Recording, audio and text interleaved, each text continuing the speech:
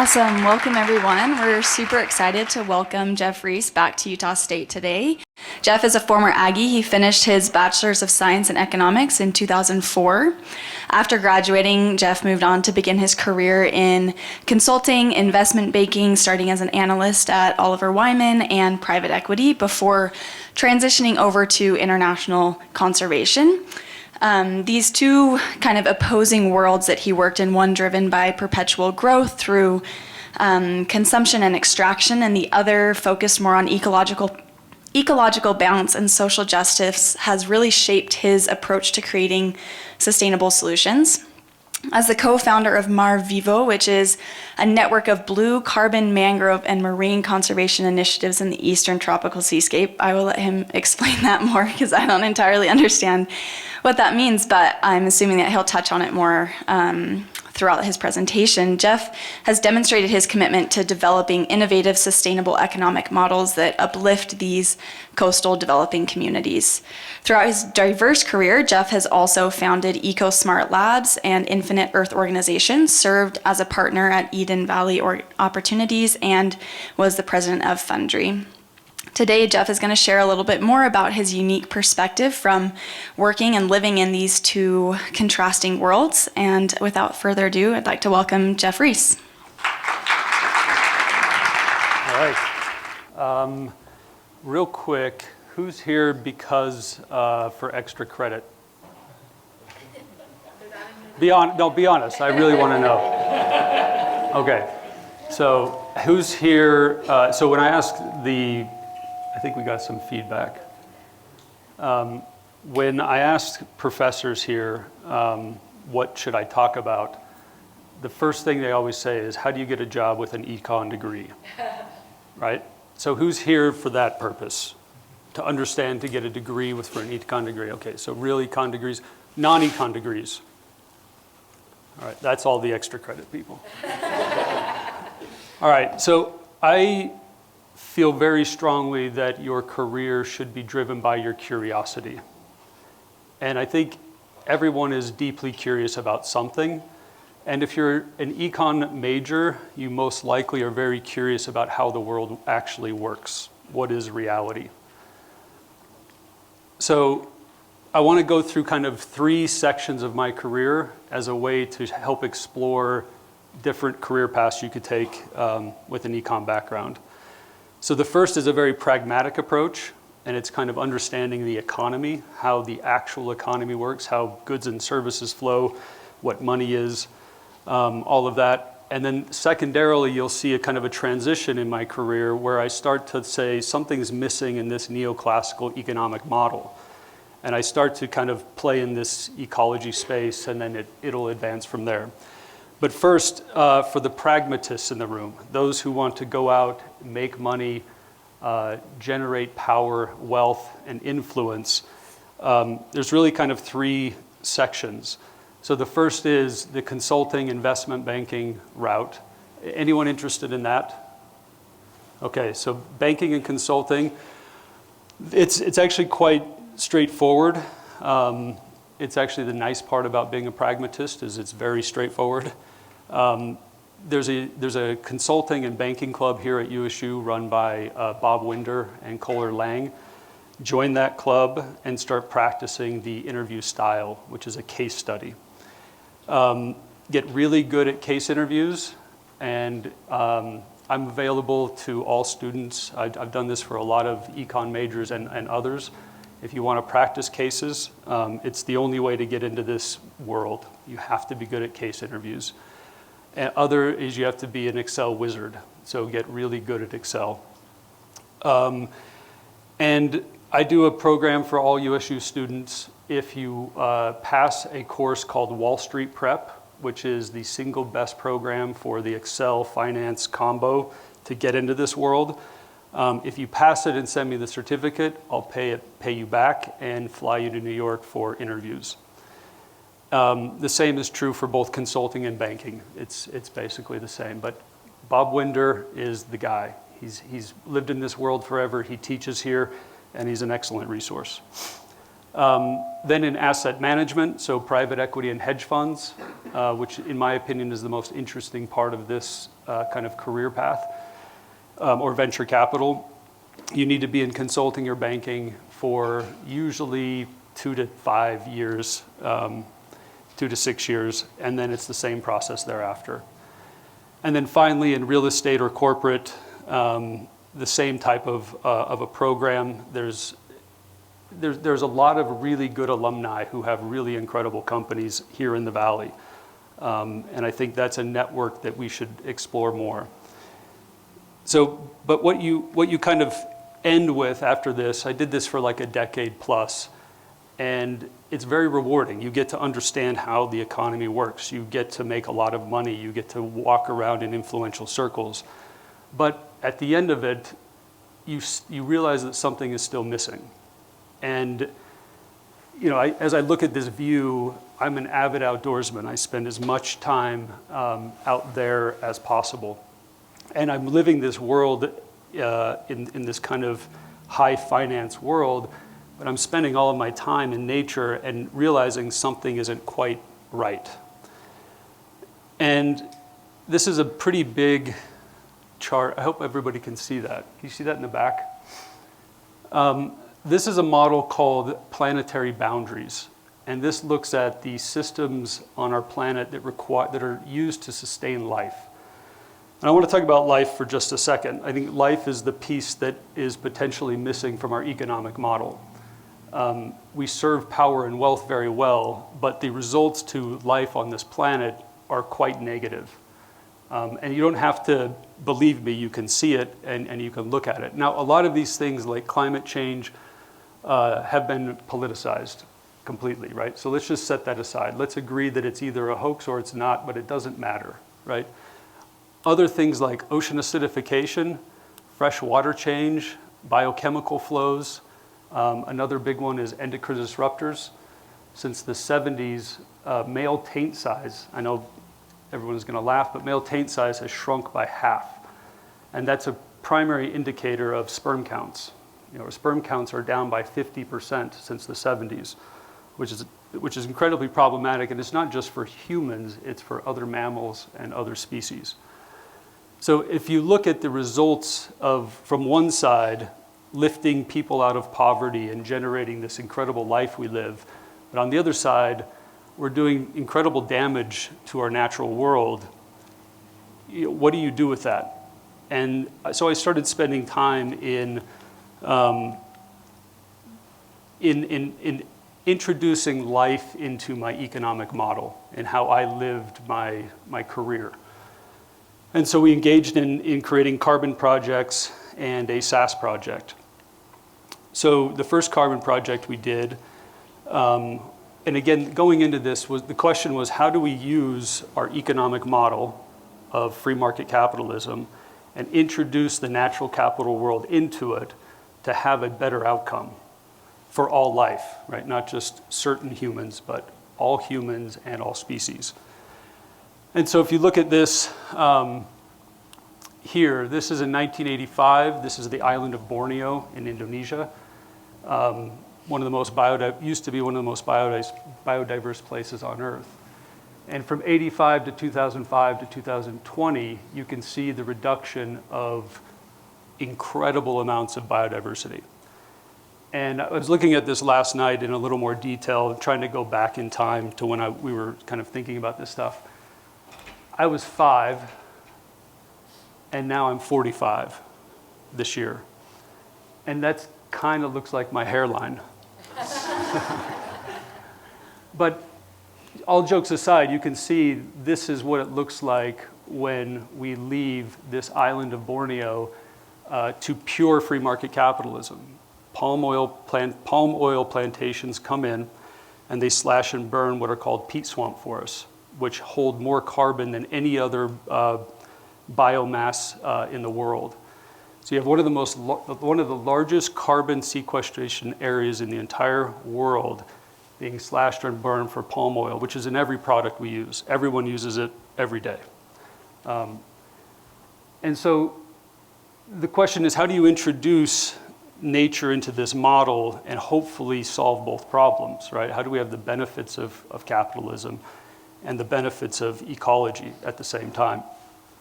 So we introduced this to the carbon markets. And when we first looked at it, we said, okay, we're going to buy this rainforest and we're not going to cut it down. And somehow we're going to get paid for the carbon we don't allow to be emitted.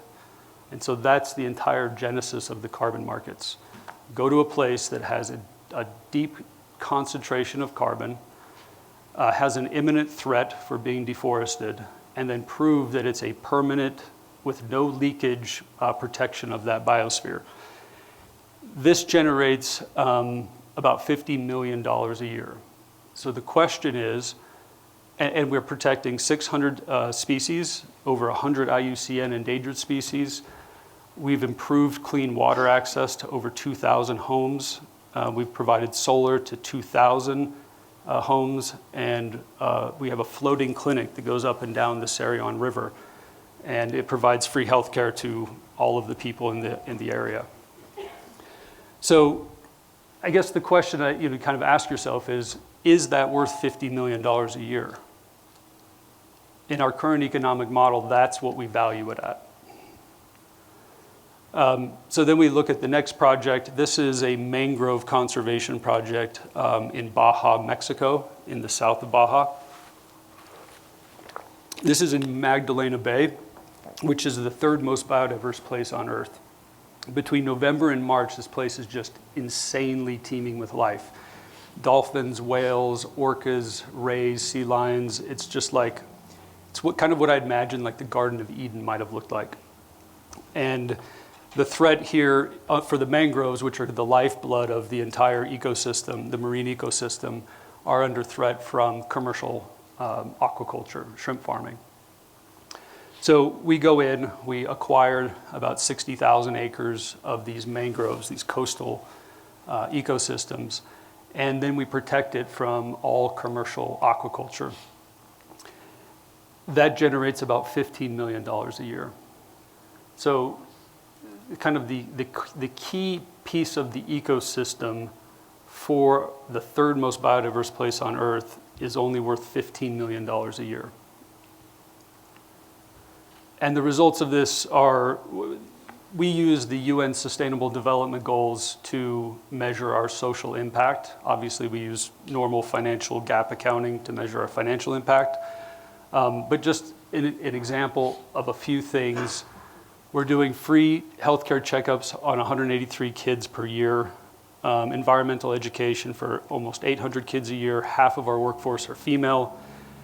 We've just introduced a desalination program that's been piloted on 55, and we're conserving over 22,000 hectares of mangroves, which are the lifeblood of this entire fishery, which is where we get a lot of our seafood.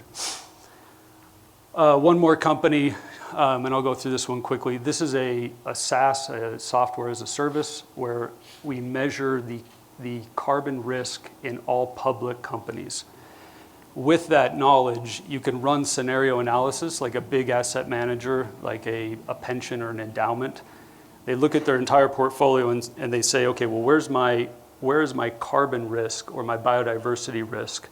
To the extent that there is a carbon tax, what is the impact on my financial statements of this portfolio? And then we can run various scenarios to either rebalance the portfolio or hedge with carbon offsets. And this has been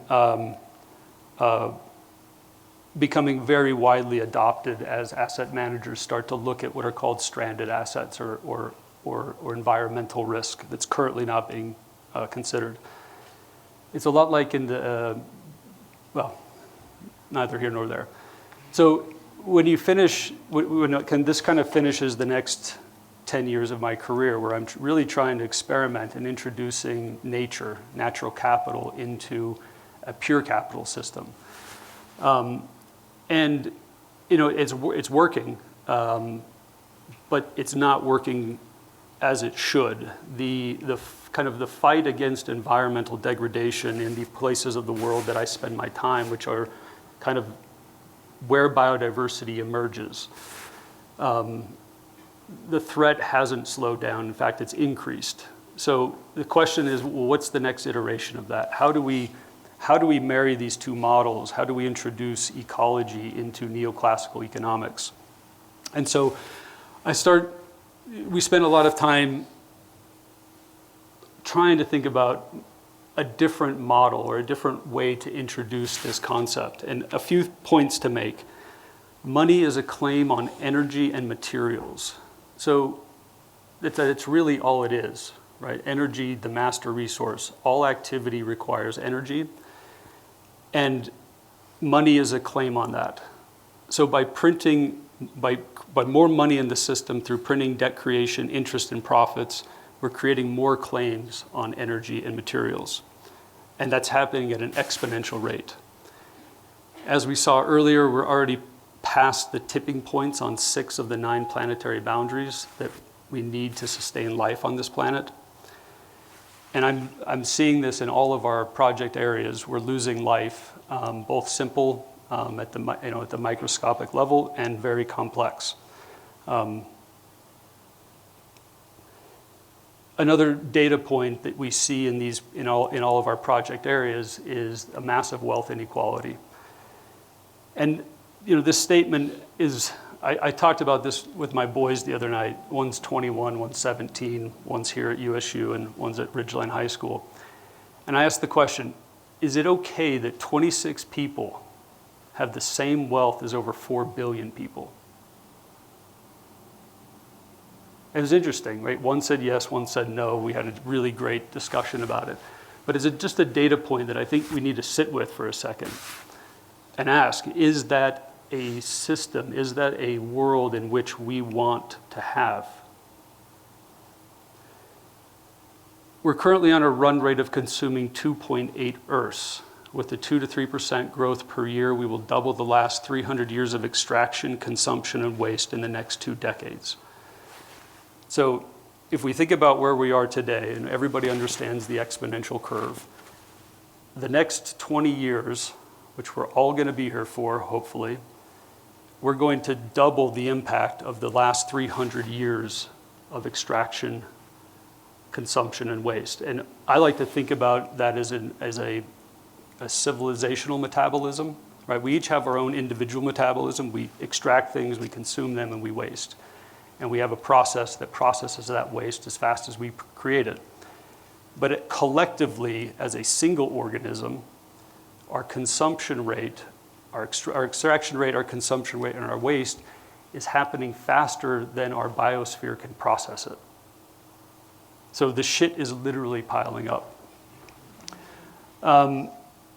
Neoclassical economics has done immense good in many, many ways, but has left us with an unsustainable, unbalanced, and fragile imperial mode of living.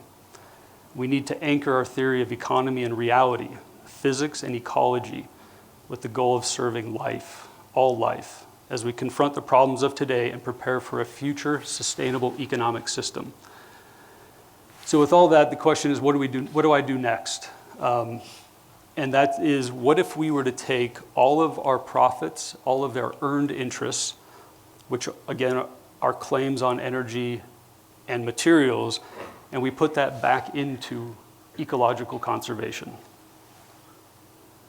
Right, that's a big move for a person who came from hardcore capitalists on Wall Street to asking this question.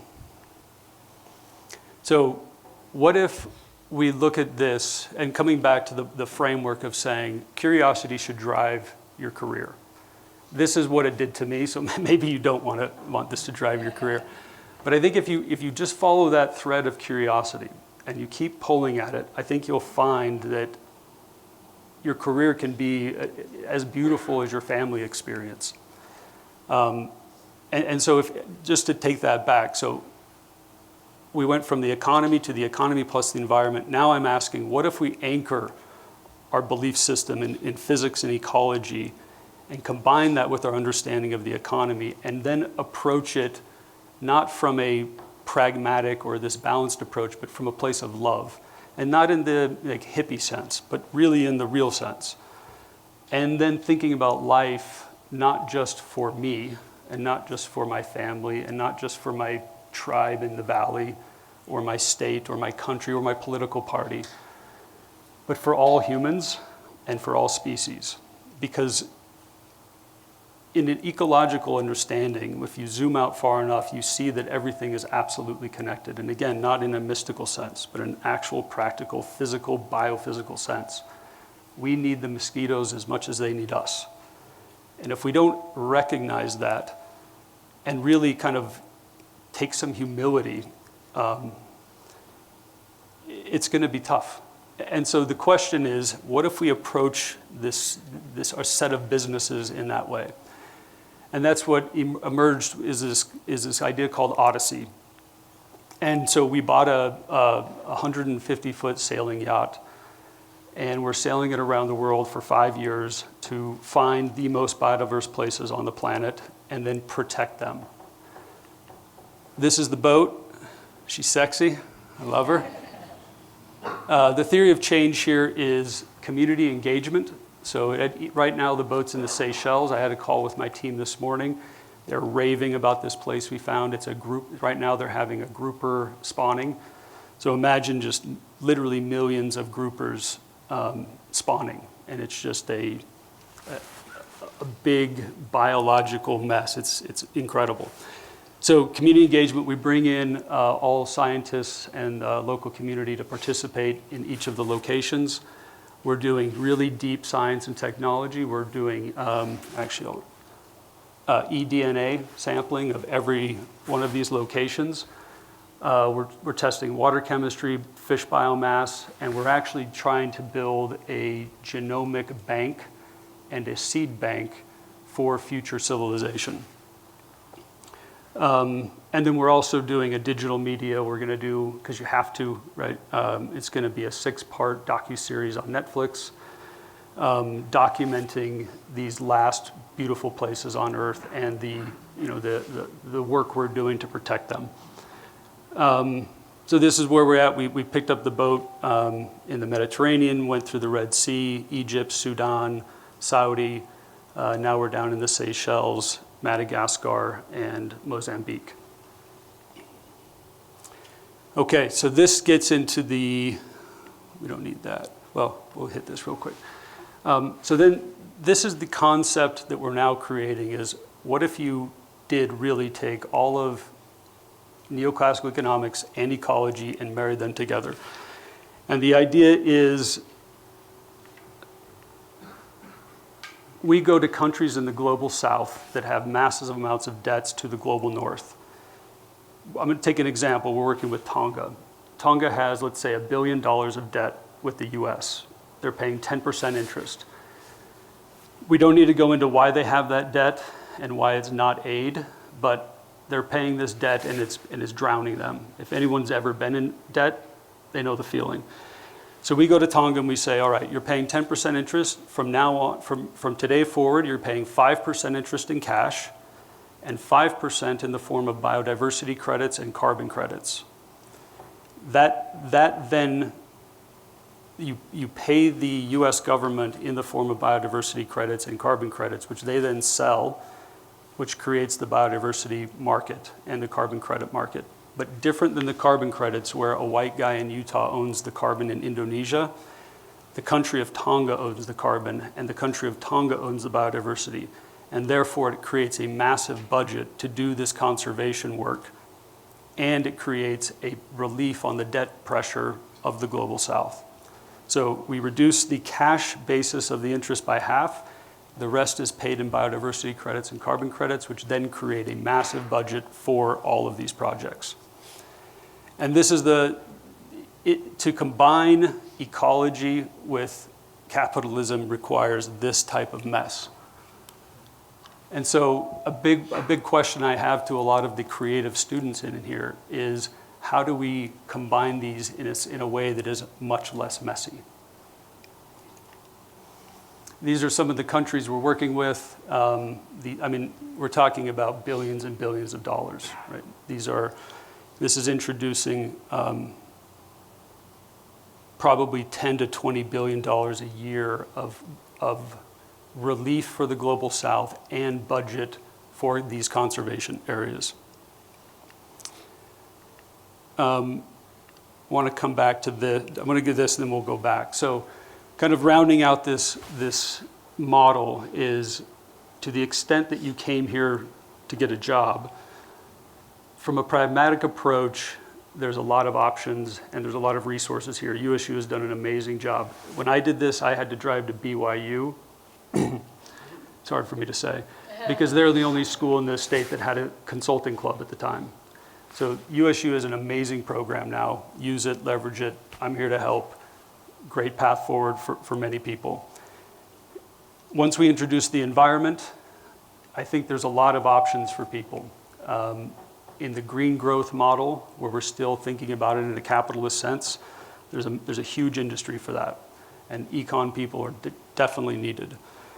In this new approach, in the way I'm trying to think about it, where you're introducing physics and ecology and the economy, the question I really have is really for you, because I have too much baggage to come up with a solution, is what does an economic system rooted in physics and ecology to serve life that is ecologically sustainable, just, and vibrant? What does that look like to you? You are the minds that can think about this stuff. I'm too old and I've got too much like just baggage. But the young people, you can see this stuff. You can understand this. And I think the answers are in people your age's minds. So to the extent that this interests you, I would love for you to really broaden your perspective, both in econ, ecology, physics, biology. We really need to introduce the natural world into our economic system.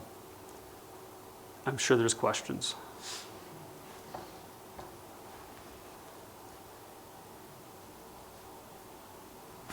In the back.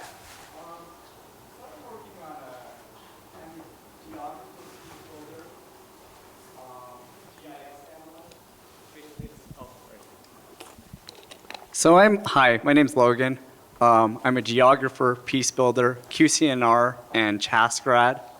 And I'm working on this business called The Average Geographer. And what I do is I use spatial data science, GIS, to help solve like the pressing human security, peace building needs of the world. And so there's a lot of natural resource stuff with that. What would you tell someone like me to do? What would you, because I want to do that kind of work, but the only way I found, and I need a consulting side gig because I realize I'm not going to make enough in my government jobs where I usually get hired. But like, what do I do with something like that? Because I want to make a difference, but I'm just trying to get off the ground and I don't know what the heck I'm supposed to do. Yeah, it's a great question. There's a company called Planet Now, run by a guy named Will Taylor, and they have mapped the entire world for carbon density down to each individual tree. And now they're starting to do that with marine biodiversity as well. So that's a company that has launched, I think, over 250 satellites for the sole purpose of measuring biosystem impacts. And they need guys like you and women as well.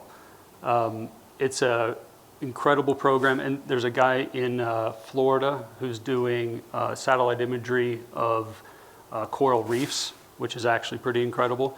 So there's a ton of work being done in this space that is all geared towards the natural capitals world, but also kind of sit heavy in the capitalist space too.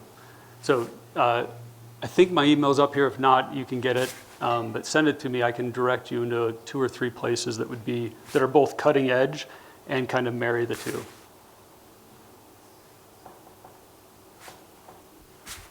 What kind of people do you employ in your businesses? So it's like half PhD climate scientists, marine biologists, really heavy science folks. And then the other half is like traditional kind of business folks. I had a question back here. Hi, my name is Emerald Spencer. I'm the business editor here. And I wondered if universities have carbon footprints like comparable to corporations, and how as student leaders can we reduce that here at universities?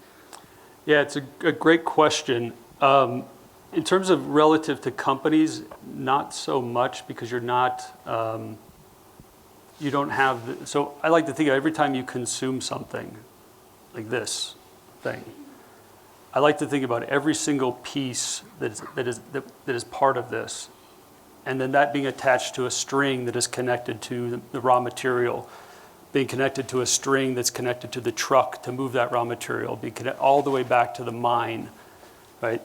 This is a 6-continent thing, right? And everything that we touch and everything that we hold has that, right? Companies are the mechanism of that metabolism of extracting and consuming and wasting.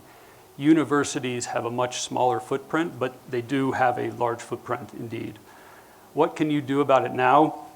It's a good question. I'm always thinking at the global level. It's just where my mind works best. So when I get down into the individual stuff, I don't have good answers. I wish I did. I'm trying to think about it at the overarching global level, because I think that's really where the problem lies. Who here at USU kind of oversees that? I know her name. Caitlin, that's right. She has recently left, but I'm very willing to talk to you. I've been a big part of sustainability and carbon footprint for the campus for the last 20 years. This is Jack Green.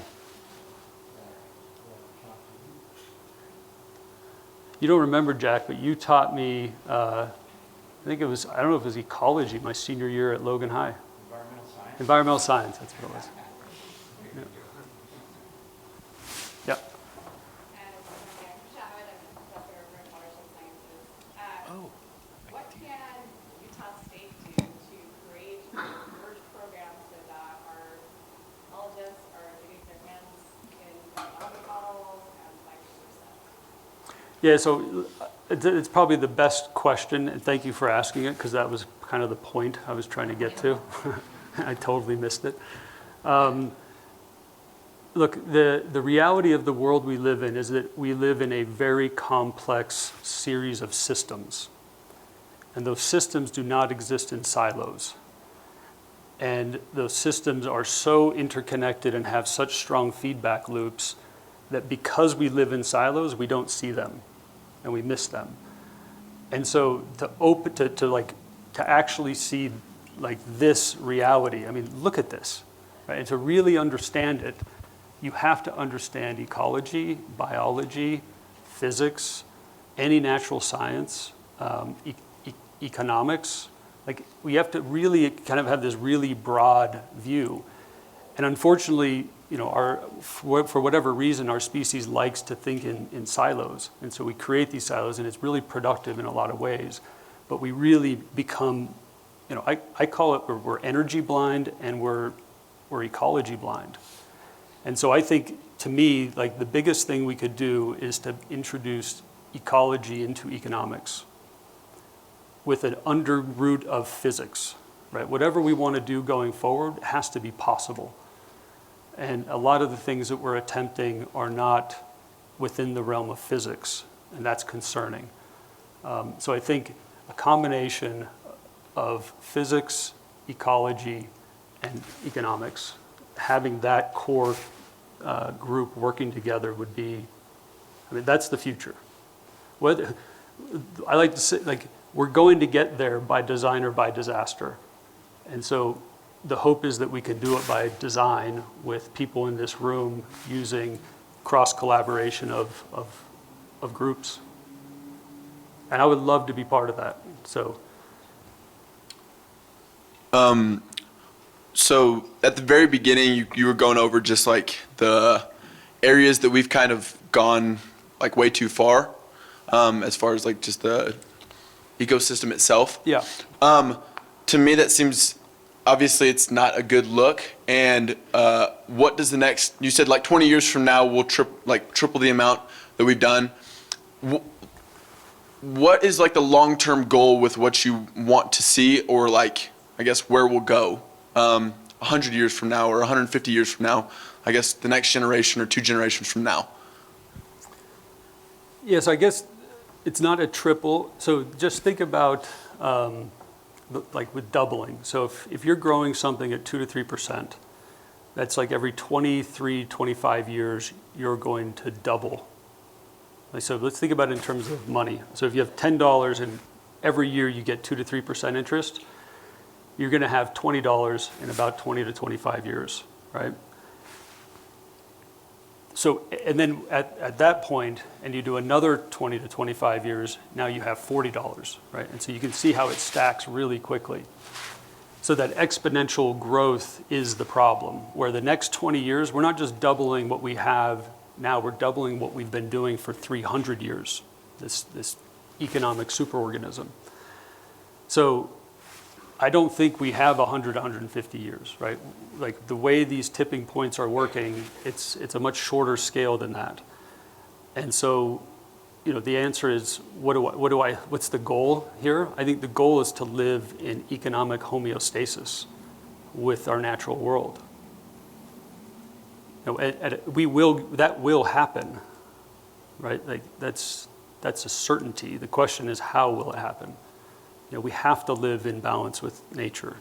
There is no other option. Right now we're living on borrowed time through debt and frankly fossil fuels, right? One barrel of oil has 5 years of human work in it.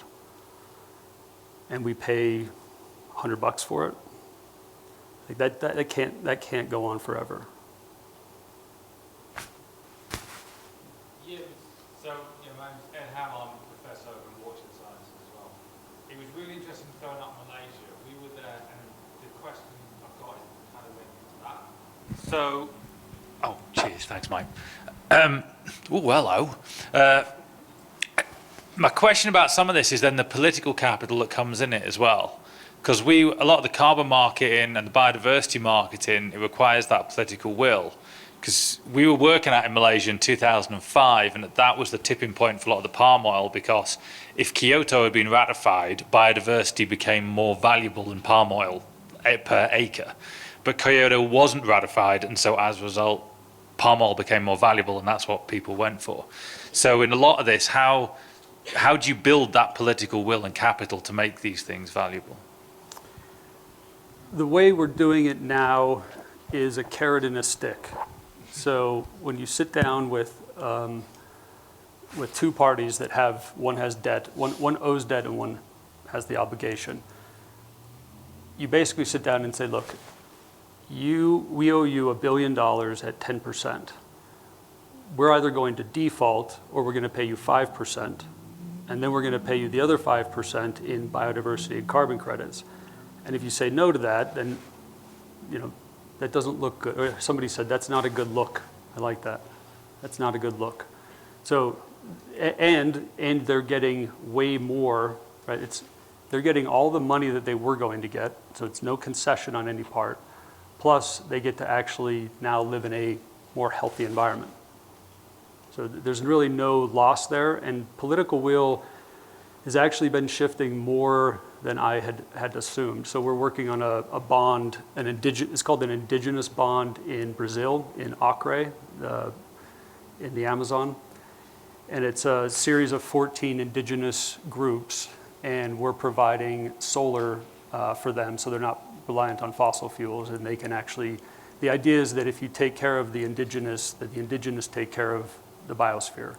And it turns out that's actually right? Like these are not novel concepts. Most indigenous cultures have this wisdom, and so in that sense, you know, it's a bond with the country of Brazil for indigenous people, owned by indigenous people, being championed by the Minister of Indigenous People, right? And in Brazil, that means something. So political will is a challenge in a lot of places, but we're finding that in some places where there's high biodiversity, they get it, and they have someone who people listen to.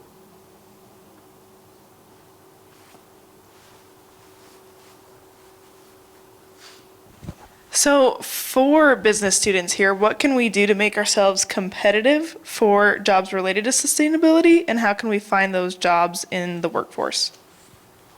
So I think being competitive is being broad. Like I was saying, if you have a broad background in a lot of natural sciences or sciences, plus you have the business element, that's the future employee. The silos don't work so well anymore.